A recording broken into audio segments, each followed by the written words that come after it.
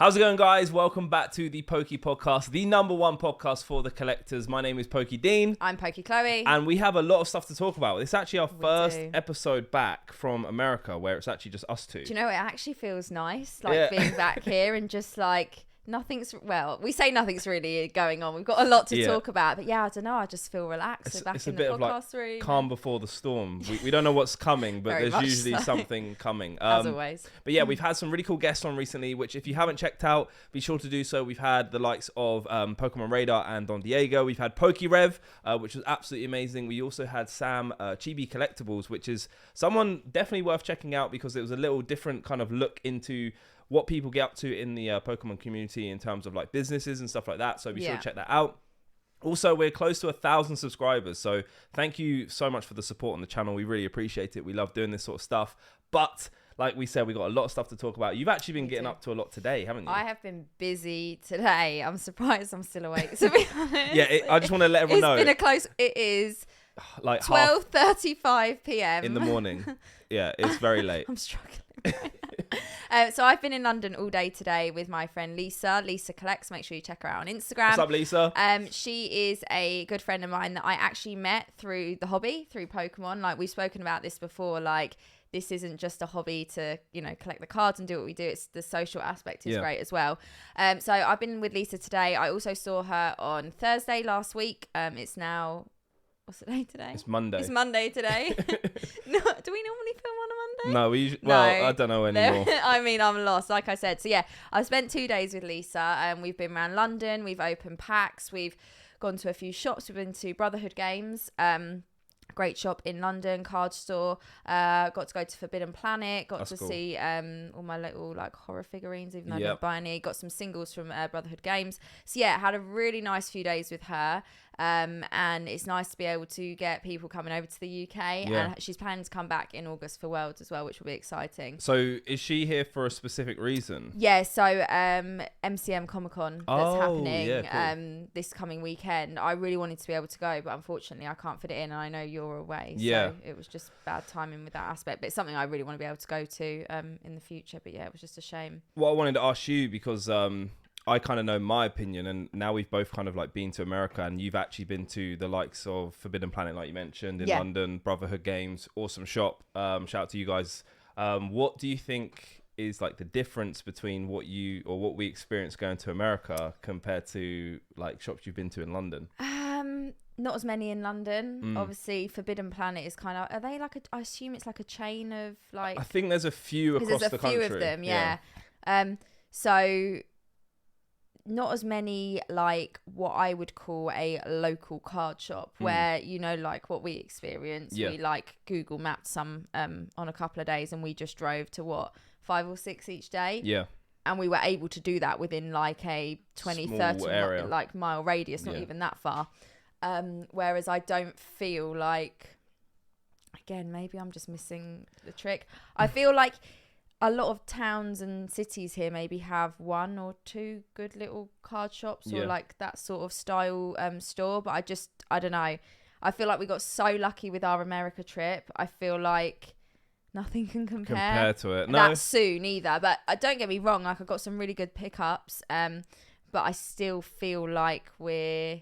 I don't know. It just doesn't quite, for me anyway, it didn't quite compare. I think what I experience is with the likes of Forbidden Planet, it's not essentially a card shop. It's more of it's a cultural shop. So you have your your collectibles, your figurines, your comics, your manga, your got books. Everything. Has a lot of everything. Brotherhood Games, I would say, is probably more of a LGS where... That is exactly what it... in my head, a local card store would exactly be. So it has the cards. More of those would be great. And that's the thing I was going to say, is that what we experienced in America was that there was a lot more dedicated card shops. We were going to shops and they would literally just sell cards. It wouldn't just be Pokemon. Obviously you'd have the likes of sports, baseball, Yu-Gi-Oh, whatever, but their main thing was cards. You walk in and you get the gist sort of straight away. That's what it's about, whereas I feel some places here, even though they stock cards, that's not fully the sole purpose of the shop, and it just kind of Brotherhood Games, more of them would be absolutely ideal. That's what I would be looking for. There probably is as well, but obviously it's a lot harder to find. It's finding them, and just like I said, obviously I had a couple of days with Lisa in London, and we wanted to do some other bits as well, but like anywhere near where I sort of like am based, there's nowhere off the top of my head that I think, oh yeah, that's like a fully kitted out like card store as such. Luckily for me, I have one near where I live called the Game Shop, and they're actually really cool people in there, and that's where I do like my pre-release events. Oh yeah, because you started going to those. Yeah, because I play like the TCG, and I usually go during when it's ever the pre-release stuff, because it's just a lot of fun, and they're a really cool shop. So there are stuff out there. It's just like, I think the amount we found in like a small area doesn't compete to what we have in the UK. Just like they're just too far spread, and there just isn't enough. Like what's potentially out there as such. Yeah, well, I mean, you've had a busy day. I've had a busy day. I'm having a busy week. I'm going to America in a couple days, so I'm going to Los Angeles for a holiday, which will be really cool. Hopefully try and fit some Pokemon in, but I'm so jealous. I mean, the problem is like when we went to America, when we went to New York, is that we had like a vehicle that we could like travel around with, where when I'm going to LA, I'm literally right in the middle of Hollywood, so it's a little bit more difficult to branch out and kind of find. And like you said, you're actually going on a holiday as well. Yeah, like, I'm going with my girlfriend, so I feel bad dragging Amber. Amber has been through it with us. I don't know if she wants to go through it anymore. I feel like she deserves some actual chill time, and not me like dragging her to find Pokemon cards. Yeah, if you stumble across some places, obviously okay, but maybe not like purposely go too crazy out your way for it. I'll try my hardest. We'll be going back again soon, hopefully. So don't worry. But yeah, it's been a pretty busy week, to be fair, because obviously I had my 10k giveaway stream a couple of days ago. Congratulations, Dean hit 10k on YouTube. We finally managed to hit it, which is really good. The stream was awesome. We gave away a UPC, which was really cool. I actually opened it a couple of days ago for my other stream, and we got 2 Venusaurs and 1 Blastoise. We couldn't get the Charizard. We were trying to get it in the UPC, but we managed to get 2 Venusaurs, 1 Blastoise. And then I did my 10k video, which is the first time on my channel opening up like a lot of vintage packs, which was so like I have the itch now. I just want to open up vintage. Obviously it's so expensive, but it was just so much fun. Like, and I got to open up a base set pack on the channel, which was really, really cool. Yeah. So hopefully we can continue, because I know when you hit 25k, you're doing you have just hit 25k. You've done a big opening. Yeah, I did base Neo, Gym, Legendary collection, Sky Ridge, Aquapilot, like sets that I've never opened up before. So like, and that's what's really cool is like when we hit those targets, is like you have something to look forward to, because I know it's not just about like hitting the actual number goal is incredible, because like you sort of stop and realize and think, wow, there's this many people that watch the channel, but it's what you do to celebrate. And like we've both chosen to do the whole vintage pack opening thing. It's like, it's not every day I just go and pick a Skyridge pack out of thin air and start opening it, and it's all that sort of stuff. So that's what also makes it fun, I think. Yeah, that was something, because I knew I wanted to do something when I hit 10k, and I think when I was on 8k, I was like, please, I want to open these packs. Let's try and hit 10k. So we managed to do it, and it was really, really cool. And yeah, like on to 15k now. You're getting closer to 30k. It's going pretty crazy right now. Like 2022 is absolutely taking off, and we're absolutely loving it. We are. I mean, I think we both said at the beginning of the year we wanted it to be a big year, and we wanted to like push ourselves and like do things we hadn't done before, and like we did that. I mean, the America trip was spontaneous. Very spontaneous. Because I remember we were sitting at this table when we booked it, and we were like, right, okay. We're doing it. What was that GIF we found that we put in the WhatsApp where it was like, this exactly describes like us going. It was who would have thought the Paul Rudd thing. Look at us. Yeah, look at us. Yeah, literally. So I mean, I feel like we're in May coming into June now, so we're getting to the halfway point, but I feel like what we've both achieved so far and what we've both done and what is to come further down the year with more card shows, worlds, hopefully heading back to America, all that sort of fun stuff, growing our channels. I just feel like there's a lot going on, and I'm really enjoying it. Yeah, the main thing is we just want to literally like bring you along the journey we're having at the moment. Like you said, we try and do some really cool things like the America trips and stuff like that. I mean, we managed to go see Pokerev, which was another spontaneous very thing. Surreal, like, but yeah. It's just, we just want to bring you guys along with us, and hopefully you guys are enjoying it. But another big week is that it is actually a new set coming out at the end of the week. Actually, by the time this comes out, it's probably it out will have by been now. the set will have dropped. Yeah. So Astral Radiance. Give me your Big thoughts. release. Give me your thoughts. So I vividly remember filming this podcast where we were talking about Brilliant Stars, and I remember when the Rainbow Charizard got leaked and we were showing the pictures of it, 'cause I think we put it in the thumbnail.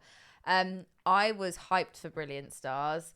It was the first set to bring out the trainer gallery, the V-Stars, all of that.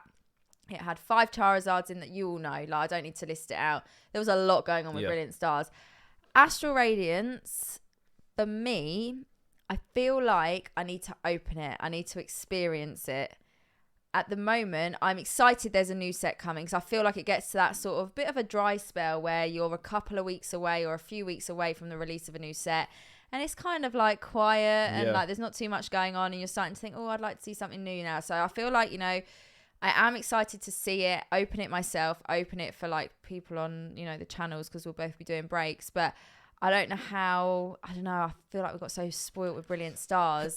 I don't know if I'm putting it down in my own head, feeling like it's not going to compete, but I know it's going to have the trainer gallery and we still got the V-Stars and all that sort of stuff, but I don't know what your thoughts are on it. I definitely hear what you're saying, because like even when we were recording that episode, for me, obviously, Charizard's my favorite Pokemon. Like, I was like, how the hell is anything going to beat this set? Because it's got 5 Charizards, like you mentioned, brand new trainer gallery. It's just a great set, and it's a set that I've actually like wanted to master set. Yeah, same. Like in a long time. Yeah. I haven't wanted to do another set. I don't think I will want to do it for Astral Radiance. However, I have opened up some Astral Radiance packs, and you do get that refreshing feel of a brand new set. And there are some really cool cards in there. You have like alt art Beedrill. There's a lot of like OG Pokemon getting alt arts. There is cool. Machamp, and also the Radiant cards. I forgot to mention that is technically a new feature which we didn't have in Brilliant Stars. So I mean, I am excited. I've actually seen some of them in person. I've got the Heatran. It's really cool. I am excited to open the set. Like, I'm not saying I'm not excited about that. I just don't. I don't know. I don't feel the excitement and craziness yet. But the thing I'll say is like. The thing I think about is how long will the hype last for this set? Obviously, I feel like that's what I'm thinking with it. Yeah, I think that Brilliant Stars hasn't died. Like the hype for it, like we're coming up to a new set, and people will still. I still want to open up Brilliant Stars. I'm still trying to collect. Ripping Brilliant Stars. Yeah. I just wonder how long it will take for people to actually kind of stop wanting to collect Astral Radiance. I know there are some really cool. What do you call it? All arts for the Dialga and Palkia as well, I believe. Is it like the origin forms? Yeah, so there's some really, really cool all arts in there. But obviously, I think another thing that will make or break a set is like, as bad as it sounds, is like how can people, or how much are the cards worth in that set? Obviously, with the Charizard, you have the all art, the Rainbow Rare, PSA 10. What they're going for, like 400, 500 pounds. Like a healthy number. Are we going to have the same sort of cards in this set that bring that sort of money, which will make people want to chase those cards? Yeah, I really don't know. I just feel like I almost need it in hand. I want to hold that new booster box, see the new product, and be like, because don't get me wrong, I've seen obviously all the big YouTubers get their product early, and we get to see them open it, and that's really exciting. But yeah, I don't know, until I'm opening it myself, this one in particular, I feel like I need to be experiencing it to really.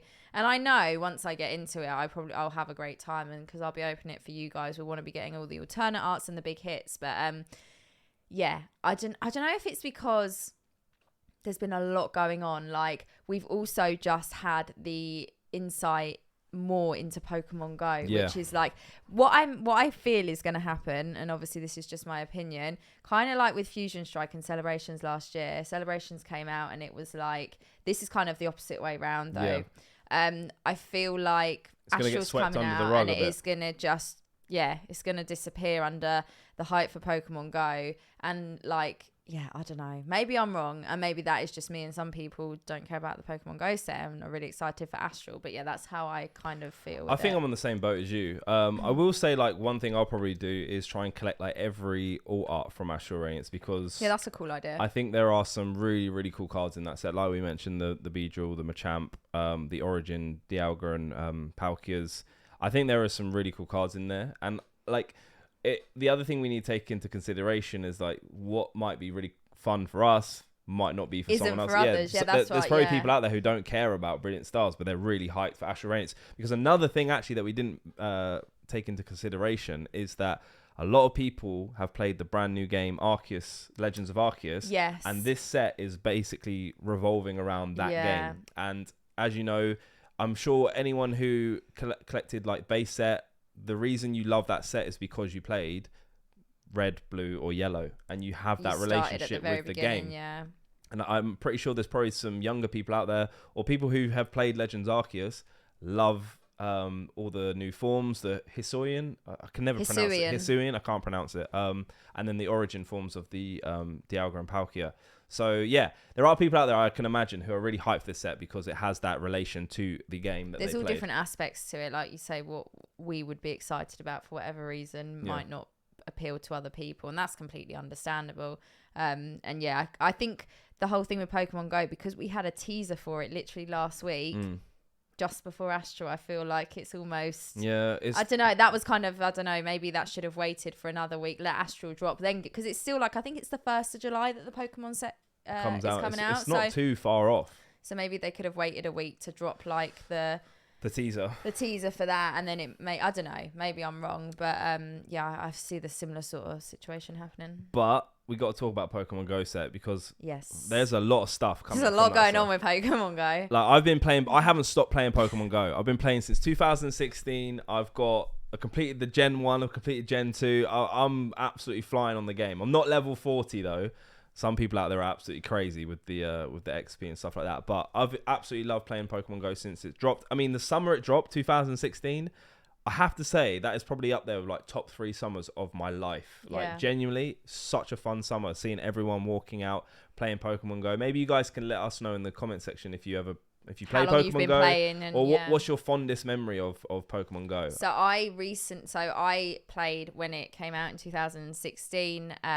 It was great fun. Me and my husband was more obsessed than I was at the time, and like went to a whole nother level with it.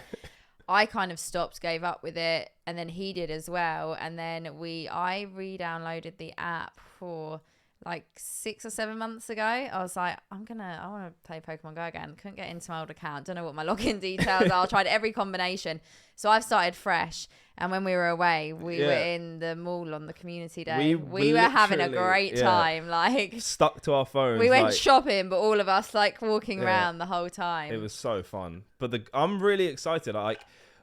We've mentioned it with Pat Flynn. We've mentioned it with PokeRev a little bit. We love the fact that Pokemon are kind of mixing or blending the two different worlds from the game of Pokemon Go and the TCG, because we had that obviously years ago with the Pokemon Snap contest cards. Like this isn't the same sort of thing, but you kind of are getting a mix of the game. It's a little spice from somewhere, you know, that we haven't sort of had in a while. And they just done the Ditto reveal. Oh yeah, so that is like the other thing that I feel like has really excited people about the Pokemon Go set, and we haven't even had Astral. Do you know what I mean? Like, So if you don't know, they released a video Pokemon where when you open your packs in the Pokemon Go set, there could be a Ditto card, but the way you find out if it's a Ditto is in the bottom corner. There's a picture of a Ditto, and if you see that, you can then peel the card and it's actually a sticker and there'll be a Ditto behind it. I love that idea. It's just something different and something really cool. So I think that's really cool. It'll be interesting to see if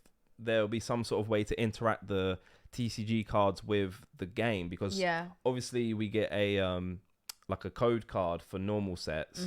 Will this have a different set? Will this be something to get 10 Pokeballs on Pokemon Go? Yeah, and actually link the two together, seeing as it's, you know, based off of the actual game. Yeah, so hopefully they do some really cool interactive stuff. Maybe let us know what you'd like them to do, if they could do anything. But yeah, so there's a lot of products coming out. There's like a Mewtwo ETB, which looks really cool. Yeah, that was one, I think the first like images that I saw that got released, and that was like a few weeks ago now. But yeah, we've seen a lot of cool cards, and I don't know if you guys saw, but Leonhardt did a video literally a couple of days ago. And he got sent I think he bought something from a subscriber that wrote into him to say he'd got the Arceus V collection boxes that have just come out, the ones that you get like Brilliant Stars, Cosmic, I think it's Chilling Rain, and your little figurine, and in the front there should be an Arceus V promo. However, in the front of their box, they noticed there was a Pokemon Go card. What? The set isn't even out yet. Yeah. And so I think he said he paid like way above what it was worth. That he wanted to get it to showcase it on the channel. And the card itself was like battered. It was scratched. It was all like, it was ruined. But I just thought that was wild. Like, how does that even happen? I don't know. Surely they're just not even, I don't know. Maybe someone just thought, I'll have fun with this. I'll just stick a teaser in. Just literally like someone's going to find that. Because he opened it and wasn't sure and was like, definitely a real card. Like, yeah. But yeah, I thought that was fascinating. That's like the special delivery Charizard, but that's a whole nother story. I mean, that it's a card myth. is a myth at the moment. Like, what has ever happened to that card? I mean, yeah, a myth I think is, I don't know if we're ever going to see that. Yeah, but then also we're getting more Radiant cards with the Pokemon Go set. Yeah. So we've seen what the Eevee looks like. Yeah. That's coming in a collection box, which I think looks people are excited awesome. about that, Yeah, it's a shiny Eevee as well. And well, every Radiant Pokemon is shiny, so the Eevee's obviously shiny. There's also going to be a Blastoise, Venusaur, and Charizard as well, which, like, once again, speaking of Brilliant Stars, that's only really going to hype up the set even more. And we don't even know what they look like yet, and people are really, really like excited for it. Yeah, I'm intrigued to see what that. I mean, that leak will be coming soon, I can imagine. But yeah, I don't know. That's where I feel like, going back to Astral, that it was, I don't know, it's been a little bit overloaded with too much stuff going on. I'm like, I don't know what to be excited about. And then Pokemon Go has drawn me in a little bit more at the moment.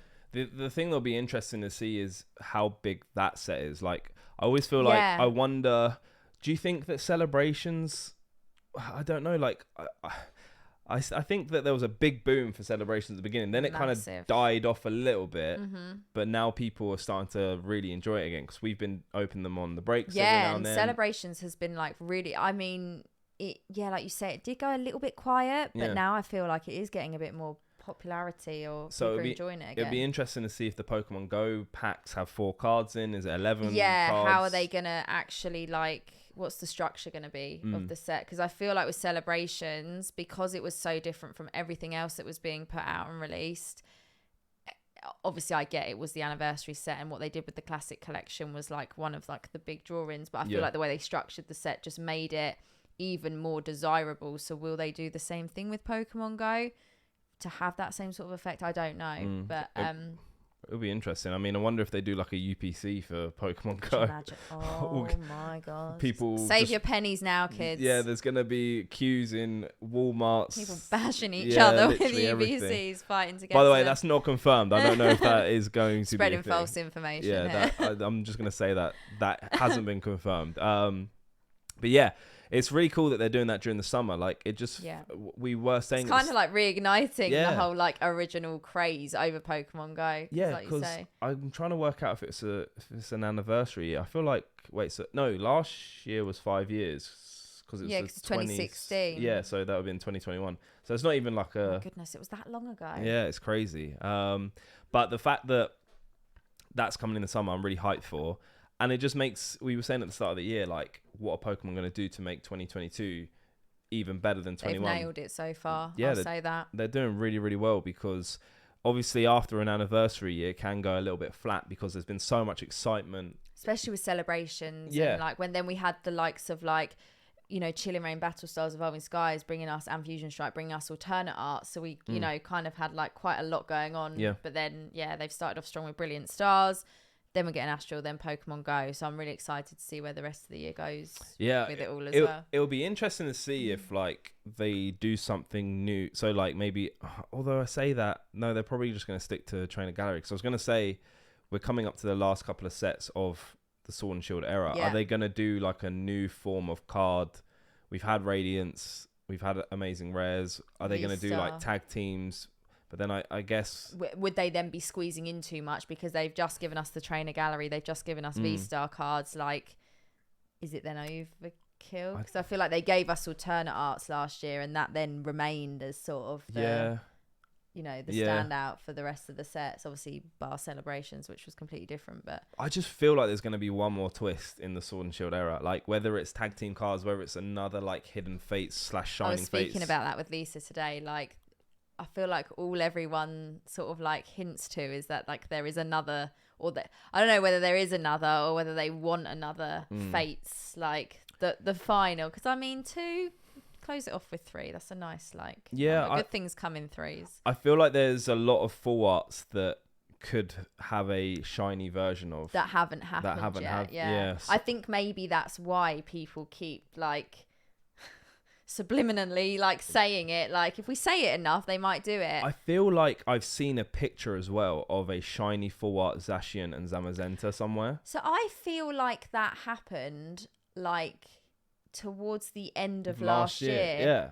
But like maybe not even towards the end, like maybe around like September time. That happened because the picture was on Instagram. I saw the picture on Instagram, and then I think that's been leaked. Like, nothing I think someone saw that got leaked and went, we got to shut that down right now. That is something coming. I remember that happening. So I have a feeling there's going to be another Shining Fates / Hidden Fates 2.0, and we're going to get a lot more of the current full arts, like V-Star Charizard shiny, like. Yeah, they might be able to actually blend because obviously that coming out, they would have known what they were doing with Brilliant Stars, and maybe further down the line they were maybe thinking we'll combine. I don't know. I just think there's going to be one more kind of.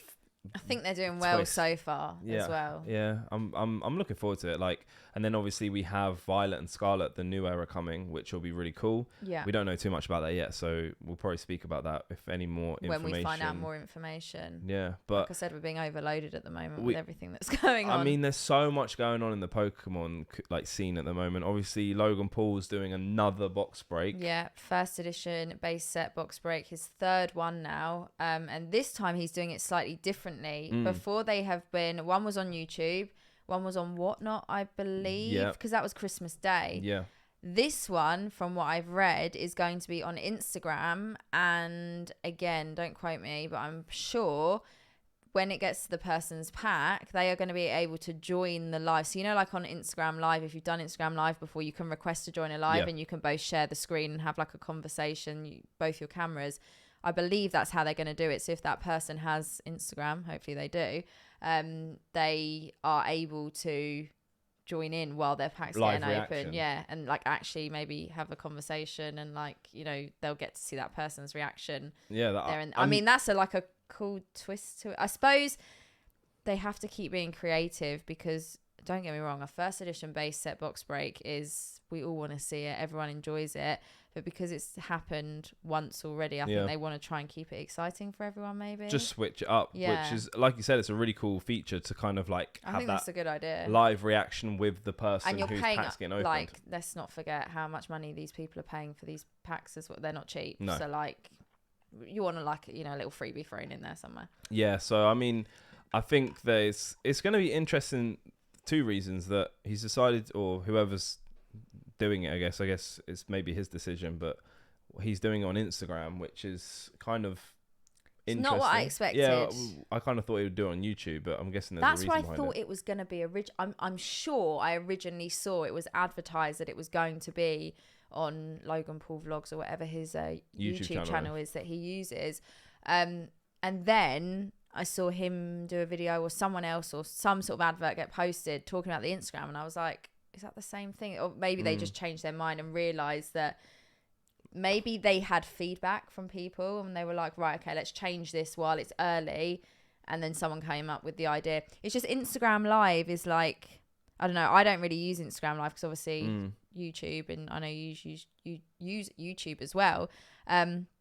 I don't know, to do a big box break like that on Instagram Live, it's not quite the same as like what you'd be able to set up with you know, YouTube and the cameras. I was about to say, I just feel like with Instagram, it's going to be the same. You're just a little bit limited in like what you can do, like what the visuals will look like. Yeah, but I guess then if they're doing the whole reaction with the person who's packed, that like that's probably the best way of doing it. But like what they're not aiming for it to be this big whole spectacle. Event. But then you think about the packs that they're opening. I don't know, when you're opening something like that, do you want it to be the best quality? I don't know. It's a tough one. Like if you were doing it and you'd done it the 3rd time now, you've got to keep it interesting for people. Because would there be, when it first happened, it was like crazy, wild, never happened before like that, and you know, whatever. And yeah, And now that it's like I say the third time round, would people be as excited if it was just on his YouTube channel again, same kind of setup as before? Would it draw in as much hype? I feel like, we are post boom now. Yeah. Like a lot of people are over a lot of people have left the hobby.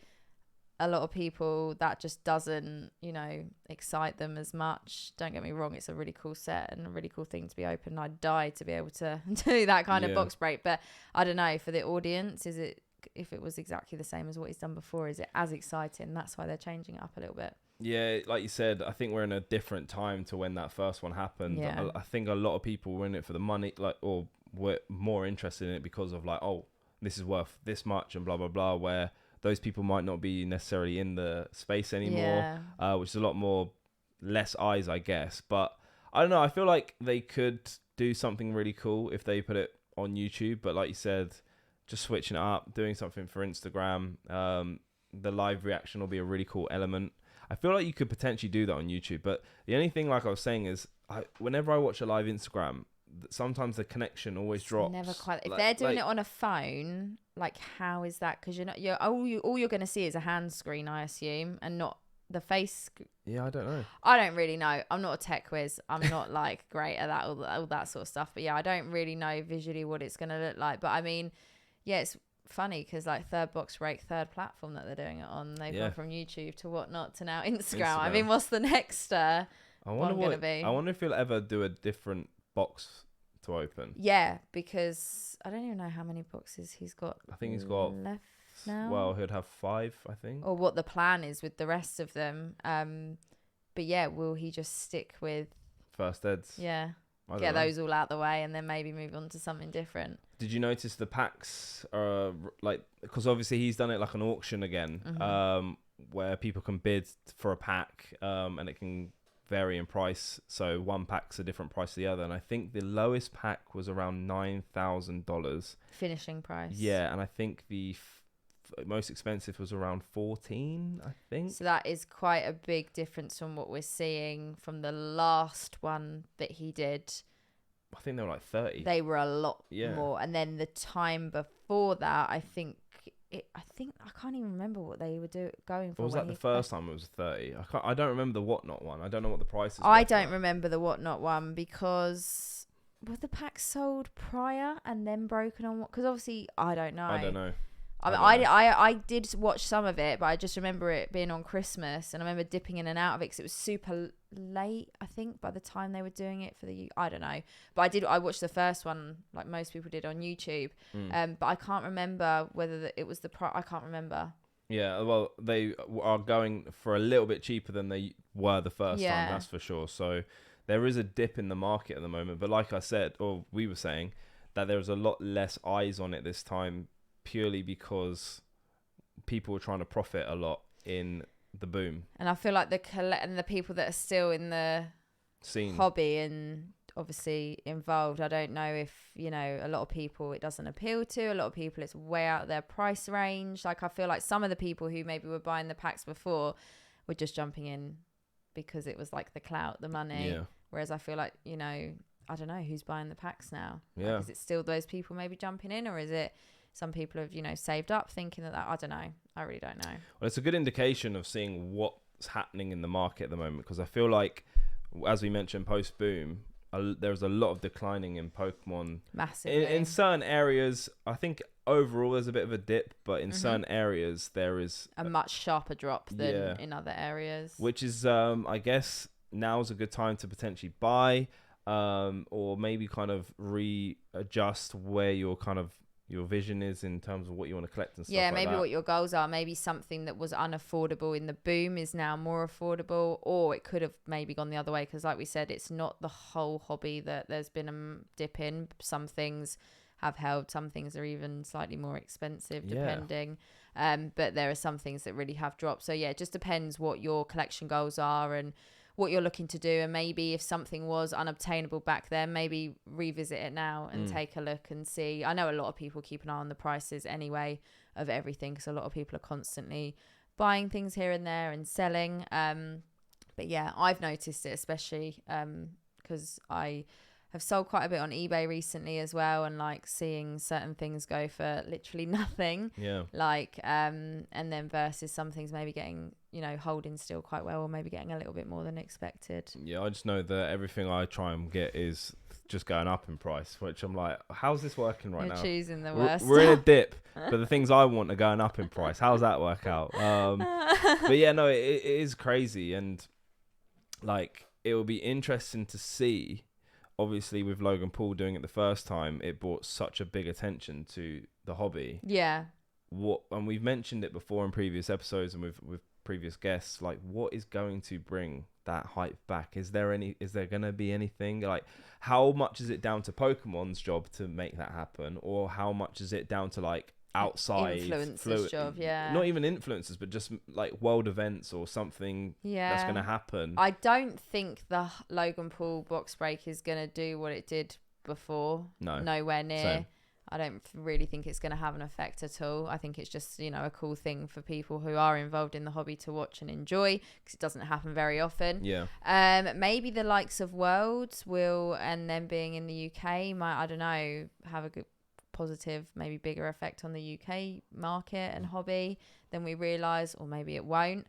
But obviously the fact that Worlds is going ahead, as far as we all know, it's been put off for a couple of years because of COVID and the pandemic. So maybe that will spark a bit more interest, and as it's being held in London. But again, I don't know if it will spark any interest for people that maybe aren't really involved in the hobby. It's for people who are in the hobby and play the TCG and play the games, that, you know, that's the event that's put on, and it's all exciting for us. But will it bring in any, do you know what I mean? I don't know I don't know if there's anything that will ever cause what happened in the original boom. Well, we say that, and maybe then I'm wrong. People probably before Logan Paul's nothing is gonna do that, and then I feel like it went to the roof though. Like it didn't even just like, you know, some things they might like, they grow, they get a bit exciting, and then things get a little bit crazier. It went from 0 to 100. There was no middle ground. I feel like it started to rise a little bit, and then, like you said, it just went bang up. But I still think before Logan Paul, like just briefly before, there was like a feeling like something. Because I think because obviously the Logan Paul thing didn't happen until like, was it like towards the end of 2020? It was around October-ish time. Yeah. Whereas whereas the pandemic had started at the beginning of the year, and a lot of what got a lot of people back in was sitting at home, not having anything else to do. To spend. So yeah, you're right. There was a bit of momentum, but then that like it shot it through the roof, and I just think it went. Yeah, it was like a cocktail of events that people couldn't predict, and it just all kind of worked. I mean, and like you think, not even just with Pokemon, that whole year was a complete, like, no one ever thought that would happen in our lifetime. And yeah, I don't know, maybe we're just all a bit numb to craziness now. Like, what else could happen that will shock us? But I'm sure there'll be something. Yeah, and I think that, probably mentioned this before as well, is that people's attention spans is like with TikTok coming in, reels, shorts, people just want quick attention, it's grabbing really bad, things. So like I feel like, and I've noticed this through games just from growing up, is that like the amount of time a game can last, the hype for it just gets smaller and smaller and smaller. And maybe that's why Pokemon are doing Pokemon GO set, is to try and bring the players into the TCG, which is really cool. Yeah. It's like they're Pokemon fans, but they might not collect the cards. It's a different area. Yeah. So that's really, really cool. I think that hopefully it will bring maybe like a small boom within the hobby. Itself, rather than bringing in people from outside. Yeah. But then again, it might spark other people's interest. But like what you said about the whole attention span thing, like, we just don't, like, I know I don't. I'm bad. Like, I feel like with the rise of social media, like back in like, you know, around 2010 sort of time, when, I don't know when Instagram first came out, it was before that probably, but when it all started getting really popular, I feel like everyone, you know, obsessed with their phones and whatever. But then like, as time's gone on, it's just got worse and worse. With the likes of TikTok, I feel like that is like the catalyst, because you're constantly like on to the next best thing, and then you've just got the ability to just Next. Not interested next. And like I can do that while I'm watching a TV series, while I don't know. I know I'm bad for it, and I just think like how do you keep someone's attention? Especially with like something that's not related to like, you know, with a hobby, for example, like Pokemon, like I don't know. I feel like we're just a generation of just robots. Yeah, it is something very, very difficult. And then who knows, are they going to go like digitally? Are they going to do NFTs? I've seen I think it's DC have started doing packs which are physical, but you also get an NFT of the pack, or maybe like a card, the best pull from that pack. Right, okay. Which is cool. It's definitely something very new. We're heading into the metaverse, so are we all just going to be... Is that the new direction that Pokemon are going to do, where it's like, right, you get a physical and a digital product. Token or whatever it is. Yeah, I feel like the world is moving in that direction with like, you know, Facebook and what are they called now? Meta or something. Yeah. And it's all based on the metaverse. And even like, was it like, I don't know, not last year or the year before, like I remember hearing stories about celebrities buying property in the metaverse, like spending hundreds of thousands of dollars. I was like, what's going on? And then as time's gone on, everything has started moving more in that direction. Obviously, NFTs have taken off, and you know, even with crypto, everything digital like is... It's so volatile though. I think everyone, well, I don't know, some people are heavily involved in it and they love it, and you know, if that works for them, good luck. I don't understand any of it. But I feel like we have to move with the times, you know. Years ago, mobile phones would have been scary, then Facebook would have been scary, and other social media would have been scary, and we all now just do it because it's the norm. It will get to that point, but it's just that initial change, and we're the ones that, like, when you think about everything we've like grown, like what we grew up with and now where we are now, we've been through like a lot with like the evolution of everything. Yeah, I feel like we're kind of in that middle. We're like the guinea pigs. We're like we're like the middle period of like, we kind of experienced the end of one era, and we are kind of like the first of playing in the park with your friends instead of like just sitting in front of an iPad, like all of you, Fortnite, like every night. But you said something that kind of sparked my interest a little bit, but it was about the meta, and it's absolutely gone. People buying property in the like maybe called the metaverse. Yeah, so maybe like with that, is that, are you gonna have like the first ever base set NFT complete master set in your virtual reality house? But that's what I was gonna say, is that it is looking like we're moving into that sort of thing. But the reality is that you have to adapt to it. You can't just be like, right, I'm not a part of that. We're all going to have to move with it as it becomes more recognized and regulated. I don't know if that's the right word, but as you know, everyone moves with it. Company, you know, like who is it? Tesla that accept? I think they Bitcoin? did. They said they did for a bit. I don't know if they still or do. whatever. Like companies accepting crypto, and as soon as all those sorts of things start happening, it starts becoming more the norm and modern practice. It's just when it's kind of like under the radar and it's happening, but it's, I don't know. It's a whole world I'm not involved with. I don't know what I'm talking about. Like, I don't understand it. Like, I don't know. In a year's time, we'll both have our NFT collections of like Pokemon and stuff like that. But until then, I mean, it's exciting and kind of interesting, and like, no one really knows what's gonna happen. No, I think it's the whole with the unknown with it, and it's just like. And I also think that sit back and watch everyone else do it first. Yeah, I also think that it's also exciting in the fact that, like, because it's so new, there are so many possibilities that you could do with it, because no one knows what to do. Yeah, you can make up some really cool stuff. Like for instance, the DC thing, where you get a physical and digital version of it. Younger people prefer digital over physical, so they would much rather have the digital Superman than a physical card of Superman. I get that. If that's all they know and that's what they've grown up with, and everything is more digital, then they're going to be more comfortable with that. I feel like you say we're in the middle ground, where when we were kids, we collected the physical items, and we weren't on iPads and we weren't on phones, and that sort of happened well for like, I know like Yeah. us, like when we were maybe like more coming into our teens, like that's when it all started really Popping like off. social media blowing up. So we got to experience like the all of that, whereas if you're a kid nowadays, everything's going to be digital, online, like You take your iPad to school. literally like Yeah. We had a notepad and a pencil case. notepad. Do you remember Etch a Sketch? Yes. Those little, like the red thing. that was the level that we were on. That was our iPad. There was no such thing as an iPad. You used to shake it to like clear it and Clear then it start again. Yeah, and slinkies and all that sort of stuff. Oh my god. So yeah, we're just old.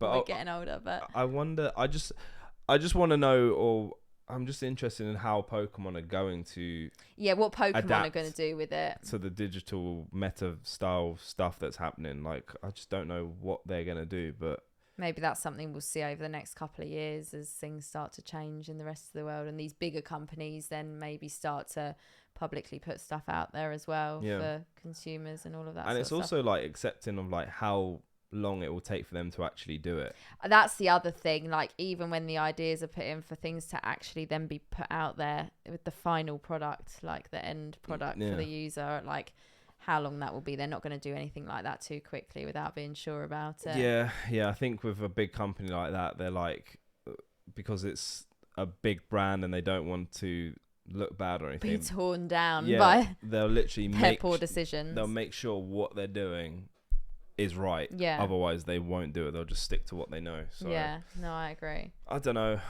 Like, there's just I still think it's a really cool time to be into Pokemon, even though some people have started to leave because there was a lot of scalping and stuff like that. And even like financially, like we're not in the easiest of times right now in the general like global state of the world. Like everything that's going on, like people have fallen on hard times, and if they did have collections or they have found like collections and cards or whatever, maybe that's the only way for them to get in a bit of extra money. Like, do you know what I mean? Like I do see people posting saying, you know, hit a bit of a bump in the road, having to let some cards go, whether they've lost their jobs or, you know, there's a lot going on in the world right now. The pandemic threw everything off, and like money for a lot of people isn't the easiest thing at the moment. You talk about that sort of thing. Like we've seen recently, crypto absolutely nosedive.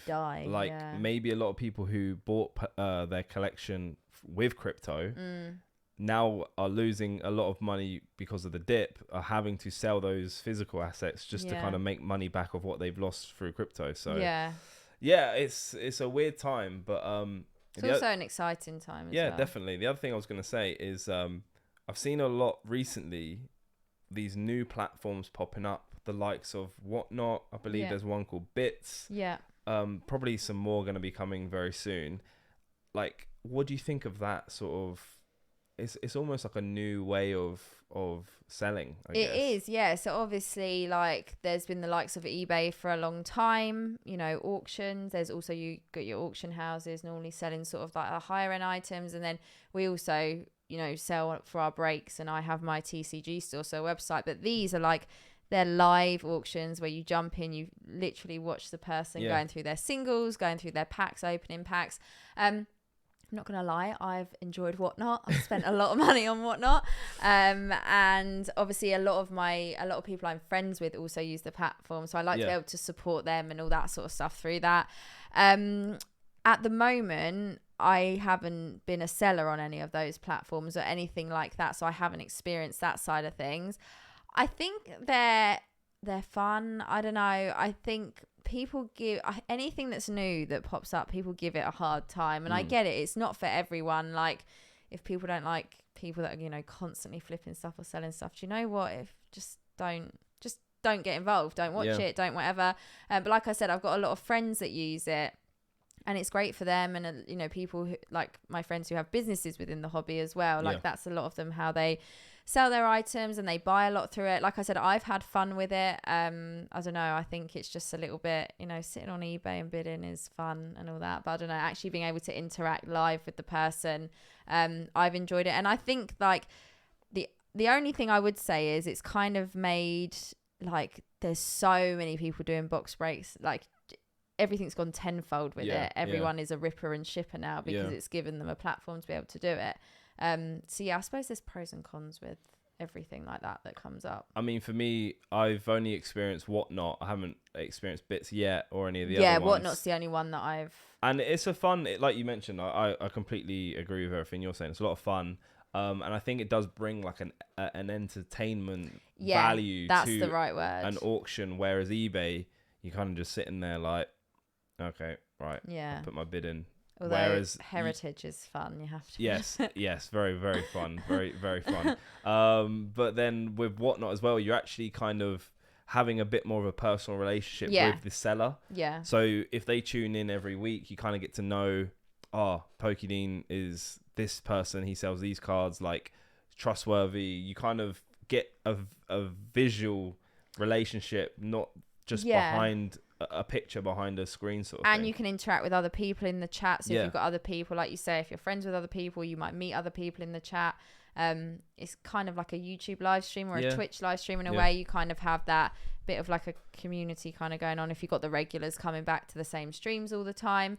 But yeah, I think I originally started like jumping on, especially with Whatnot, and buying a few bits because I just had a few friends selling on there, and then you end up just sort of scrolling and finding other streams and finding other people as well. And yeah, like I said, like you said, there's one I think that's launched in the UK recently, and it's sort of like, giving us over here a bit of a platform. But yeah, I think it's not something that I've, like I said, been selling or getting involved with yet, but I think it's harmless. It's fun for people. It's something quite new. Yeah, and I think for us, like we box break on YouTube, that's what works for us. That's what I really enjoy. But I think maybe when it comes to, maybe selling some singles or some slabs or some other bits here and there, maybe that's like a different and fun way to do it, really. Yeah, I think it's a bit of more of a quicker way. And like you said, I think it works better for singles and stuff like that. But like you said, we both do our box breaks. We kind of like the whole, it's more of an entertainment thing. I don't know if you can kind of give off the same thing. I'm sure people do, and I'm sure people can. And we've got our communities that like follow that love the YouTube stuff.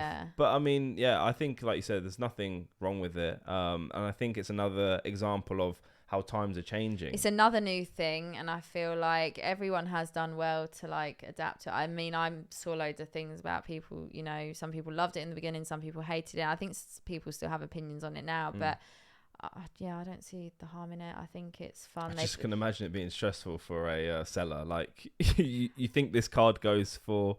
actually, that must be the problem.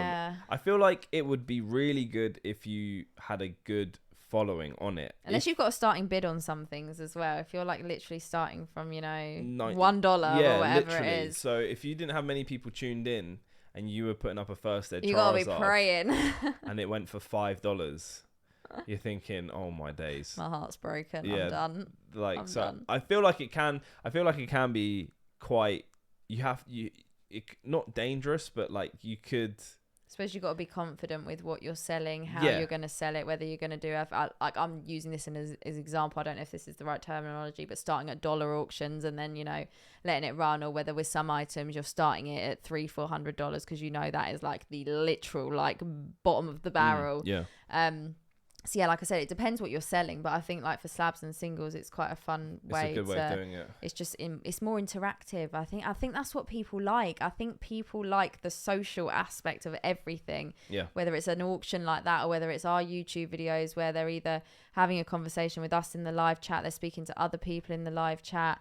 I think it's that community thing and people feeling like they're a part of. I don't know. And if we're comparing it to eBay, you have to wait a week for something to finish. Yeah, it's painful. And it could be like 5 items that someone's listed, whereas someone in a Whatnot auction could do like 50 cards in like an hour. And you could even say in the chat, like, whatever it is they're selling, you could be like, do you have, I don't know. You can make a request. Yeah, and they might turn to the cupboard behind them and have just, endless amounts of goods. So yeah, whereas it's not really the same elsewhere, is it? Like, I don't know. I think it's fun. I think it's entertaining for people. And I think that's what people enjoy, the social aspect, the entertainment aspect, and the interacting, which is something the hobby is really good for, I think, anyway, especially with like the online community and the streaming community.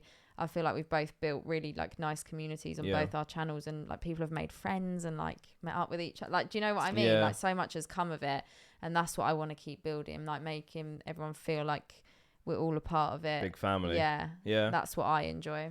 Yeah, I mean, same. And I think that this year is gonna. I just feel like there's like a really cool twist coming. I don't know what it is yet. I just got a good feeling about it. Yeah, maybe by the time we record the next podcast, there might be something that might have triggered wild that's happened. Maybe something will happen when you're away. Who knows? Who knows? But yeah, I will be away, so this should be going out while I'm away. Yes. And then by the next time we record our next episode, you'll be back from your trip. Astral Radiance will be out. Yeah. I'll be back, and we'll be booking our next trip. Yeah, who knows? We might be booking another trip. Rack those air miles up. Oh my days! Start busking. Yeah, this is crazy. You'll be able to afford it soon. Guys, we can't wait to bring you guys along. That's all we're gonna say. But if you have enjoyed this episode, guys, be sure to smash that like button. If you are new, be sure to subscribe. That's gonna wrap up this episode. Yep. Leave your thoughts in the comment section down below. We love to read your comments, and we will see you in the next episode. But until then, we're out. Bye, guys.